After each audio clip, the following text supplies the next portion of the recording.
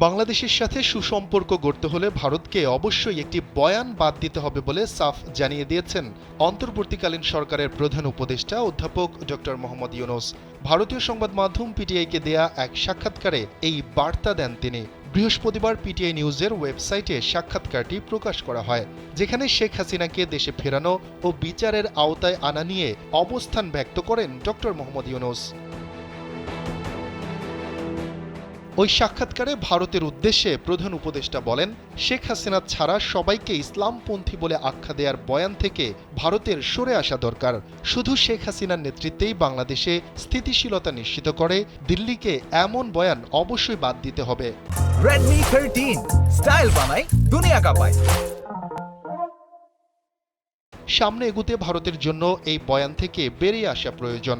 এই বয়ান হলো প্রত্যেকে ইসলামপন্থী, বিএনপি ইসলামপন্থী, বাকি সবাই ইসলামপন্থী, আর তারা সবাই এই দেশকে আফগানিস্তানে পরিণত করবে এবং বাংলাদেশ শুধু শেখ হাসিনার হাতেই নিরাপদ।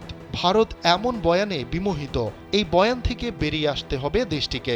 বাংলাদেশ অন্য যে কোনো দেশের মতোই আরেকটি প্রতিবেশী দেশ।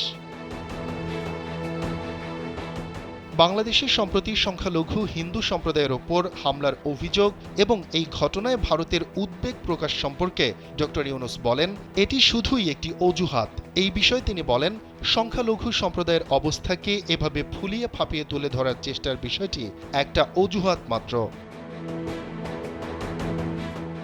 সাক্ষাৎকারে বাংলাদেশের সাবেক প্রধানমন্ত্রী শেখ হাসিনাকে নিয়েও কথা বলেন ডক্টর মোহাম্মদ ইউনূস। তিনি বলেন, ভারতে শেখ হাসিনার অবস্থানে কেউ স্বস্তিতে নেই, কেননা বিচারের কাঠগড়ায় দাঁড় করাতে আমরা তাকে দেশে ফেরত আনতে চাই।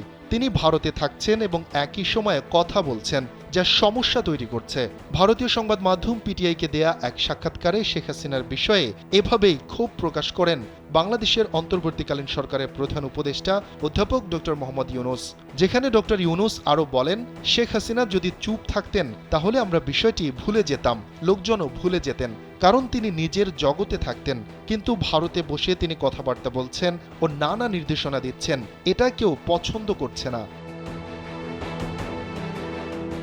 শেখ হাসিনা স্বাভাবিক কোনো পরিস্থিতিতে ভারত যাননি উল্লেখ করে সাক্ষাৎকারে ডক্টর মোহাম্মদ ইউনূস বলেন, সবাই এটি বোঝেন, আমরা দৃঢ়তার সঙ্গে বলছি তার চুপ থাকা উচিত। তার কথাবার্তা ও নির্দেশনা আমাদের প্রতি অবন্ধুসুলভ আচরণ। তাকে সেখানে আশ্রয় দেওয়া হয়েছে এবং তিনি সেখান থেকে প্রচার চালাচ্ছেন।